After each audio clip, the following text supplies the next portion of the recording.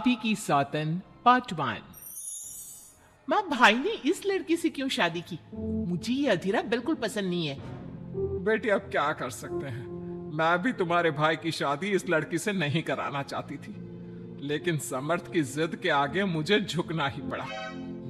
समर्थ ने अपनी पसंद की लड़की अधीरा से शादी की है, लेकिन उसकी माँ मंजू और बहन सौम्या को अधीरा बिल्कुल पसंद नहीं है।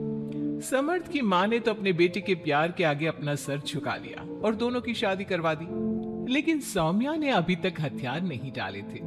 वो अभी भी अपनी भाभी को घर से निकालने की हर मुमकिन कोशिश कर रही है। बहू, ओ बहू, आज चाय मिलेगी या नहीं? लाई माँ जी। एक तो समर्थ भी न जाने कहां से इस लड़की को पकड़ कर ले आया है। हर काम ऐसे करती है मानो हाथों में मेहंदी लगी हो। लीजिए माँ जी चाय। अच्छा तो ले आई तू चाय। मुझे तो लगा था कि तू सुबह की चाय दोपहर के खाने के बाद देगी। माँ जी, दूध वाला लेट आया था, इसलिए चाय बनाने में लेट हो गई। इतने में सौम्या वहां आ जाती है। माँ, मैं अपनी सहेली देविका से मिलने जा रही हूँ, शाम को आऊंगी। सौम्या, मैंने तुम्हारे लिए नाश्ता बना दिया है, पहले नाश्ता कर लो फिर चली जाना। मुझे आपके हाथ का बेस्वाद खाना नहीं खाना। मेरी सहेली देविका बहुत अच्छा खाना बनाती है, मैं उसके यहाँ खा लूंगी। ओके माँ, बाय, मैं चलती हूँ। सौम्या के जाने के बाद मंजू अपनी बहू पर चिल्लाते हुए कहती है, बहू तूने इतनी बुरी चाय बनाई है, इससे अच्छा तो तू जहर पिला देती, कम से कम वो मीठा तो होता। अगर मेरे बस में होता तो चाय की जगह जहर ही दे देती। कुछ कहा तूने? अब नहीं माँ जी, मैं दूसरी चाय बना देती हूँ। रहने दे, मैं जा रही हूँ अपनी बहन के घर। तो घर का सारा काम करके रखना, शाम तक आ जाऊंगी। और हाँ, रात के खाने में कुछ अच्छा बना लेना। मंजू अधीरा पर हुक्म चलाकर चली जाती है। अधीरा बड़बड़ाती हुई किचन में जा रही होती है कि तभी समर्थ वहां आ जाता है। अधीरा नाश्ता लाओ जल्दी से, ऑफिस के लिए देर हो रही है। क्या करोगी नाश्ता करके? किसी को भी मेरे हाथ से बना खाना पसंद नहीं आता, आप ही बाहर ही कर लेना नाश्ता। लगता है माँ और सौम्या ने फिर तुमसे कुछ कहा है, तभी तुम्हारा मूड इतना खराब है। तुम माँ और सौम्या की बातों का बुरा मत माना करो। मैंने माँ के खिलाफ जाकर शादी की है ना, इसलिए वो तुमसे कुछ उखड़ी उखड़ी रहती है। लेकिन मुझे पता है, जिस तरह तुमने मेरा दिल जीत लिया, उसी तरह तुम माँ और सौम्या का दिल भी जीत लोगी। बातें बनाना कोई आपसे सीखे। अब आपको ऑफिस के लिए देर नहीं हो रही? हो तो रही है, लेकिन सोच रहा हूँ सौम्या और माँ घर पर नहीं है। तुम दिन भर अकेली घर में क्या करोगी?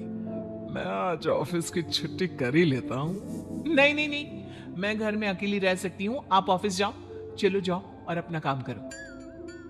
समर्थ ऑफिस चला जाता है और शाम को जब सभी घर आते हैं, अधीरा सबके लिए बड़े प्यार से खाना तैयार करके रखती है। सौम्या सबसे पहले किचन में जाती है। अरे वाह, खाने की तो बहुत अच्छी खुशबू आ रही है, लेकिन मुझे इस खाने का मजा किरकिरा करना ही होगा। सौम्या खाने के अंदर बहुत सारी हल्दी डालकर चली जाती है। उसके बाद अधीरा सबके लिए खाना लगाती है, लेकिन किसी को भी खाना अच्छा नहीं लगता। छी भाभी, कितना बुरा खाना बनाया है। इससे अच्छा तो आप हमें मना ही कर देती कि आप खाना बनाएंगी ही नहीं, तो हम बाहर से ही कुछ अच्छा खाकर आ जाते। कम से कम हमारे मुंह का स्वाद तो नहीं बिगड़ता। बहू, तूने हम सबको सुबह बिना खाना खाए निकाल दिया, और अब भी हमें बिना खाना खाए सोना पड़ेगा। क्या करती हो अधीरा? तुम्हें खाना बनाना भी नहीं आता क्या? दिमाग खराब कर दिया। समर्थ गुस्से में वहां से चला जाता है। उसके पीछे पीछे सौम्या भी जाती है। भैया, हमने आपसे कितना मना किया था कि इस लड़की से शादी मत करो मत करो, लेकिन आपने हमारी एक नहीं सुनी। आप मेरी सहेली देविका को तो जानती हो ना, सुंदर होने के साथ साथ हर काम में माहिर है। सौम्या देखो, मैं वैसे ही परेशान हूँ, तुम मुझे और परेशान मत करो, जाओ यहाँ से। सौम्या ने समर्थ के दिल में अधीरा के लिए नफरत डालने की कोशिश की। अगली सुबह अधीरा जल्दी सोकर उठी और सबके लिए नाश्ता बना लिया, लेकिन समर्थ बिना कुछ खाए ही ऑफिस के लिए निकल गया। सौम्या भी ये सब नोटिस कर रही थी। उसने देविका को घर पर बुला लिया। देविका, आज भैया बहुत गुस्से में है। आज तुम ऐसा खाना बनाओ कि भैया उस अधीरा की तारीफ करना भूल जाए। सौम्या, तुम ये सब क्या कर रही हो? तुम्हारा भाई शादीशुदा है, वो कभी मुझसे शादी करने के लिए तैयार नहीं होगा। लेकिन तुम तो भाई से पहले से ही प्यार करती थी ना। हाँ करती थी, लेकिन ये उन दिनों की बात है ना। चुप रहो तुम। अगर तुम्हें भैया को पाना है तो तुम्हें वही करना होगा जो मैं कहूंगी। सौम्या ने जैसा जैसा कहा देविका ने वैसा ही किया।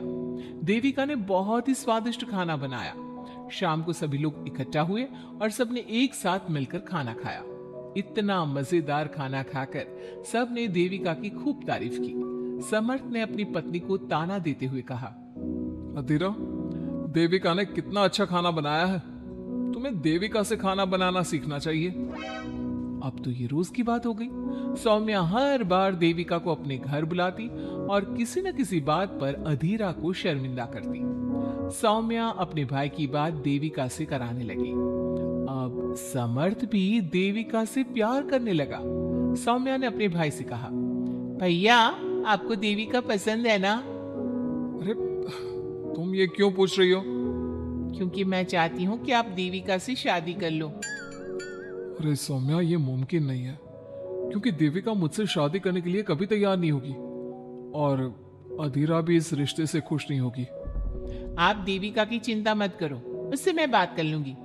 आप बस अधीरा भाभी को समझा दो।